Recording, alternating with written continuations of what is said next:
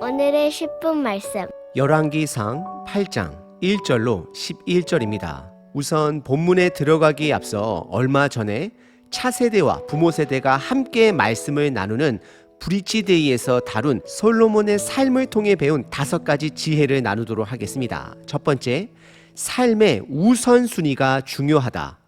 두 번째, 그래서 예배에서 반드시 승리해야 한다. 마지막 세 번째, 때론 지나친 풍요로움이 사람의 믿음을 망칠 수 있다. 네 번째, 고난이 없으면 성장이 없다. 이 부분은 솔로몬과 다윗을 비교했을 때의 솔로몬이 비교적으로 고난이 없음을 말하고 있습니다. 마지막 5번째, 주변에 올바른 소리, 쓴소리 하는 자가 있는 것이 복이다입니다. 그럼 다시 본문으로 돌아가 오늘 본문 8장을 살펴보겠습니다. 만약에 8장이 없었더라면 저는 개인적으로 화가 났을 수도 있습니다. 왜냐하면 그동안 성전 건축에 대해서 5장부터 시작되어서 6장, 7장을 통해 완공되었기 때문입니다. 그리고 8장은 성전 건축 예배, 즉 봉헌식으로 이어집니다. 오늘 본문은 축제와 감사입니다. 오늘 본문의 핵심은 심장인 언약궤를 성전 안에 가장 안쪽 방, 거대한 조형물 그룹천사 날개 아래 안치하게 됩니다. 언약궤가 없는 성전은 아무리 크고 화려하다 할지라도 성전이 아닙니다. 언약궤는 성전의 가장 근원이자 뿌리가 됩니다. 왜냐하면 언약궤를 통해 명확한 하나님을 드러내기 때문입니다. 우리들 주변에 예수님을 믿는다 말하지만 성경 말씀을 읽지 않는 분들도 많이 계십니다. 하지만 우리 삶 속에 말씀이 있다라는 것은 엄청난 축복입니다. 왜냐하면 말씀을 통해 명확한 하나님을 알 수 있기 때문입니다. 그래서 내가 말씀을 읽지 않는다라는 것은, 묵상하지 않는다라는 것은 결국 하나님을 향한 마음이 없다라는 뜻이 되기도 합니다. 오늘 본문을 통해 말씀이 왜 중요한지를 다시 한번 깨닫는 저와 여러분 되시길 바랍니다. 오늘 본문은 크게 두 부분으로 나눌 수 있습니다. 첫 번째는 예루살렘 성전에 옮겨진 언약궤입니다. 두 번째는 드러난 하나님의 영광입니다. 첫 번째 부분은 예루살렘 성전에 옮겨진 언약궤입니다. 1절부터 5절입니다.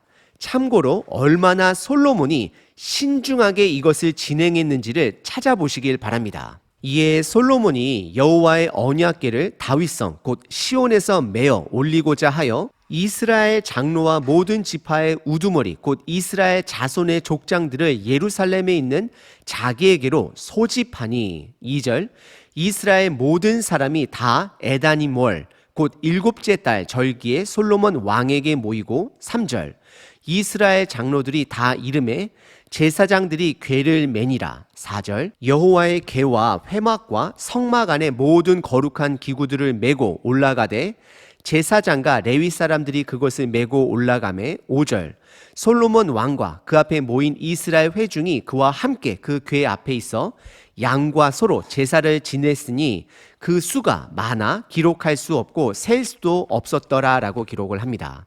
1절에 솔로몬은 이스라엘의 장로들과 각 지파의 우두머리들을 소집합니다. 이유는 다윗성 시온에 있는 언약궤를 어떻게 성전으로 가지고 올지를 상의하는 것입니다. 그냥 상자 하나를 가지고 오는 것이 아닙니다. 이미 이스라엘은 역사 속에 언약궤에 대한 많은 사건들을 기억합니다. 언약궤를 잘못 옮기다가 언약궤를 만져 죽은 우사의 사건, 언약궤를 보관하여 축복을 받았던 에벳 에돔과 그의 온 집안 사람들, 그리고 언약궤를 탈취했다가 재앙을 경험한 블레셋 사람들, 이처럼 언약궤는 단순한 가구 하나가 아닙니다. 규례에 따라 옮겨져야 합니다. 왜냐하면 하나님의 언약의 증표이기 때문입니다. 그래서 2절에 언약궤를 옮기기로 한 날을 밝힙니다. 그 날은 7째 달 되는 에다님월 절기에 솔로몬 왕에게 모였다라고 기록합니다. 여기서 우리는 두 가지 중요한 사실을 확인할 수 있습니다. 첫 번째는 이 달은 초막절 시작 일주일 전이 됩니다. 8장 65절에 보시면 추가적인 설명이 있고 다른 본문에서도 확인할 수 있습니다. 이것은 40년 광야 생활을 통해 하나님의 은혜를 기억하는 그 초막절 날에 이제는 성전 봉헌식을 통해서 하나님의 은혜로 약속의 땅에 정착하게 되었음을 기념하는 날이 되는 것입니다. 그리고 모든 백성이 모이는 날이 됩니다. 그리고 두 번째는 성전 완공 이후 봉헌식까지 서두르지 않았다라는 것입니다. 성전을 완공하고 나서 거진 1년을 기다렸습니다. 6장에 보시면 성전 건축은 솔로몬이 통치한 지 11년째 해 8월인 것을 확인할 수 있습니다. 하지만 오늘 본문에 보시면 봉헌식의 달이 7월인 것을 확인할 수 있습니다. 그래서 11개월을 기다렸음을 확인할 수 있습니다. 그만큼 솔로몬은 서두르지 않았습니다. 신중했습니다. 다시 정리해보면 솔로몬은 의도적으로 광야 생활 동안 하나님의 공급하심을 기억하는 그 초막절 날에 봉헌식을 하기 위해서 11개월을 기다린 것입니다. 절제된 행동입니다. 감정을 말씀으로 통제한 행동이다라고 말할 수 있습니다. 그리고 3절에 언약궤를 규례대로 손으로 잡지 않고 어깨로 메고 이동했음을 밝히고 규례대로 레위인들이 옮겼음을 밝히고 있습니다. 그리고 4절에 보시면 규례대로 다른 성막 안 기구들 또한 메고 이동했다라고 기록하고 있습니다. 그리고 5절에서는 언약궤 앞에서 셀 수 없을 만큼의 희생 제물 양과 소를 제사 드렸다라고 기록을 합니다. 솔로몬은 신중하게 언약궤를 이동합니다. 우린 이런 솔로몬의 자세를 배워야 합니다. 말씀을 다룰 때에 신중하게 다뤄야 합니다. 말씀은 우리 삶의 핵심이자 심장이자 중심이기 때문입니다. 오늘 본문의 첫 번째 부분은 예루살렘으로 옮겨진 언약궤입니다. 두 번째 부분은 드러난 하나님의 영광입니다. 6절부터 11절입니다. 제사장이 여호와의 언약궤를 그 처소로 메어 드렸으니 곧 성전의 내소인 지성소 그룹들의 날개 아래라. 7절 그룹들이 그 궤 처소 위에서 날개를 펴서 궤와 그 채를 덮었는데 8절 채가 길므로 채 끝이 내소 앞 성소에서 보이나 밖에서는 보이지 아니하며 그 채는 오늘까지 그곳에 있으며 9절 그 궤 안에는 두 돌판 외에 아무것도 없으니 이것은 이스라엘 자손이 애굽 땅에서 나온 후 여호와께서 저희와 언약을 맺으실 때에 모세가 호렙에서 그 안에 넣은 것이더라. 10절 제사장이 성소에서 나올 때에 구름이 여호와의 성전에 가득하매 11절 제사장이 그 구름으로 말미암아 능히 서서 섬기지 못하였으니 이는 여호와의 영광이 여호와의 성전에 가득함이었더라라고 기록합니다. 우선 먼저 6절에 언약궤가 안치되었음을 3번 반복적으로 표현하고 있습니다. 6절에 보시면 첫 번째가 그 처소, 즉 있어야 할 곳, 두 번째는 성전의 내소, 즉 지성소를 말하고 세 번째는 그룹들의 날개 아래에 안치되었다라고 말을 합니다. 이것으로 공식적으로 언약궤가 있어야 할 곳에 안치되었음을 기록하고 있습니다. 그래서 7절에 다시 한번 그룹들의 날개가 언약궤를 덮었다라고 기록을 합니다. 그리고 8절은 언약궤를 옮길 때 사용했던 봉은 그냥 그 언약궤에 끼워 넣은 상태로 두었음을 강조합니다. 이것은 출애굽기 25장의 규례대로 언약궤에서 봉을 빼지 않는 원칙을 규례대로 순종하고 있음을 보여주고 있습니다. 솔로몬 왕은 신중하게 11개월 동안 모든 절차 하나하나를 준비했고 순종합니다. 그리고 9절에 그 언약궤 안에는 십계명 두 돌판 이외에는 아무것도 없음을 기록합니다. 우리는 여기서 3가지 물건을 기억합니다. 십계명의 두 돌판, 아론의 쌍난 지팡이, 그리고 만나 항아리입니다. 민수기 17장에 보시면 아론의 쌍난 지팡이와 만나의 항아리는 때론 언약궤 밖 앞에 두었다라고 기록하고 있습니다.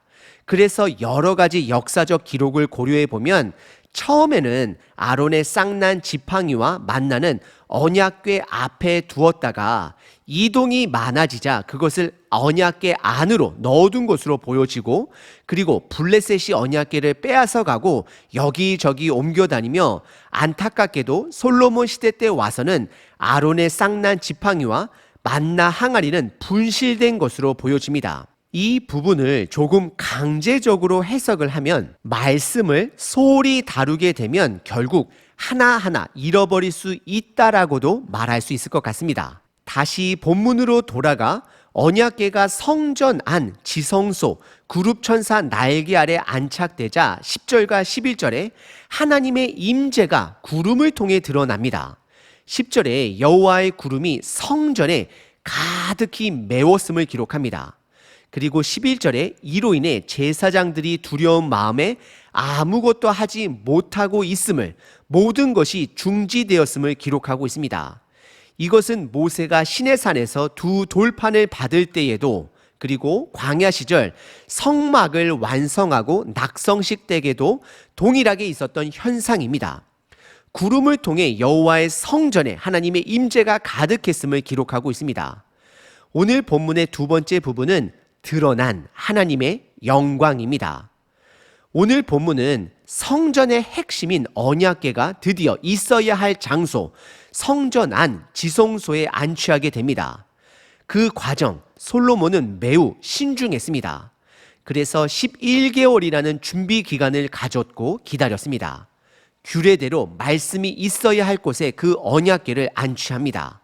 그러자 하나님의 영광이 구름을 통해 성전 안을 가득하게 메우며 모든 백성들은 하나님의 임재 앞에 경외심이 가득했을 것입니다.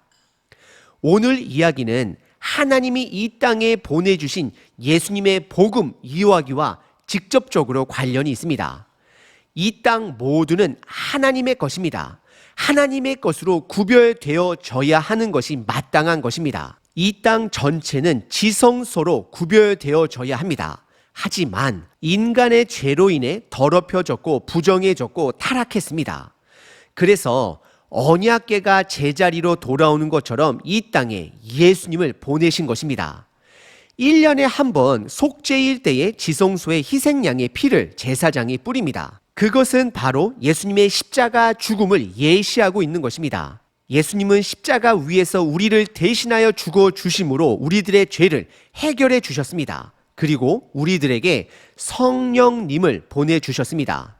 오늘 본문 언약궤가 지성소에 안착된 것은 우리들 삶에 성령님을 통하여 말씀이 안착돼야 되는 것과 동일한 것입니다. 그래서 오늘 본문은 우리들에게 두 가지 도전을 주고 있습니다. 첫 번째, 여러분들 삶 속에 말씀이 있어야 할 곳이 어디인가요? 말씀은 예배 시간대뿐만 아니라 나의 가정에, 내가 다니는 학교에, 직장에, 내 핸드폰 세상 안에도 말씀이 있어야 합니다.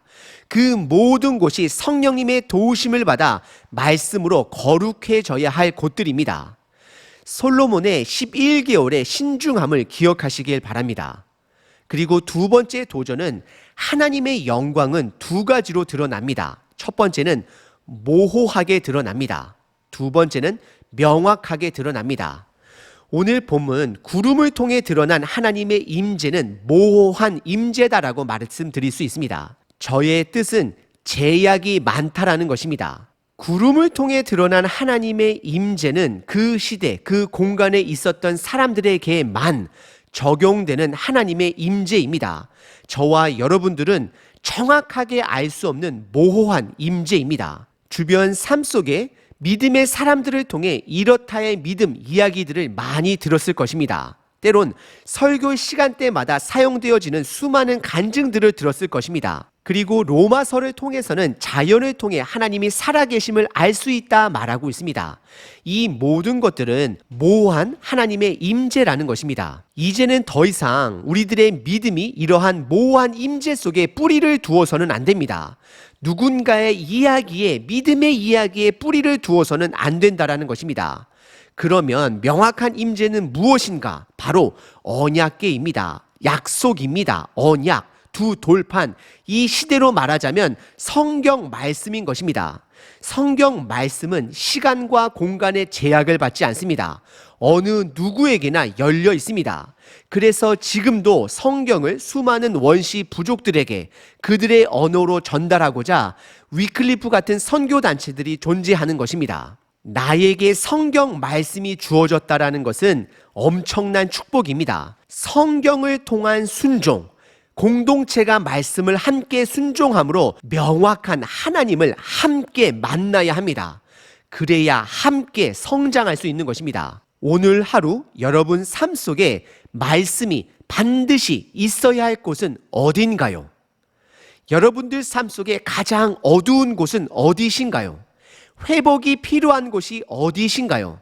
그곳에 말씀을 두시길 바랍니다. 그리고 이제는 명확한 말씀과 즉각 순종을 통해 명확한 하나님을 만나시길 기도합니다. 365일 기도문입니다. 로마서 10장. 그러므로 믿음은 들음에서 나며 들음은 그리스도의 말씀으로 말미암았느니라. 말씀이신 하나님 아버지, 이 세상의 모든 흉흉한 소식을 뒤로하고 주님 앞에 나아갑니다. 세상의 소리가 얼마나 큰지 하나님을 바라볼 수 없게 만듭니다. 소문을 들으면 소문을 믿는 믿음이 생깁니다. 내가 듣는 것을 분별하게 하소서. 말씀을 듣고 말씀을 믿는 믿음을 갖게 하소서. 주님의 말씀을 듣는 귀를 주시고 시간을 내어 듣고 깨닫고 믿게 하소서. 이 세상의 소리를 듣기 위해 하루 종일 핸드폰을 보는 시간보다 하나님의 말씀을 보는 시간이 적음을 회개합니다. 내가 보고 듣는 것의 방향을 바꾸길 원합니다. 오늘 나의 귀를 하늘에 열어두겠습니다. 나의 눈을 성경을 향하여 두고 하나님을 알아가겠습니다. 나의 말씀이 되시는 예수 그리스도의 이름으로 기도합니다. 아멘. 하나님을 찬양합니다.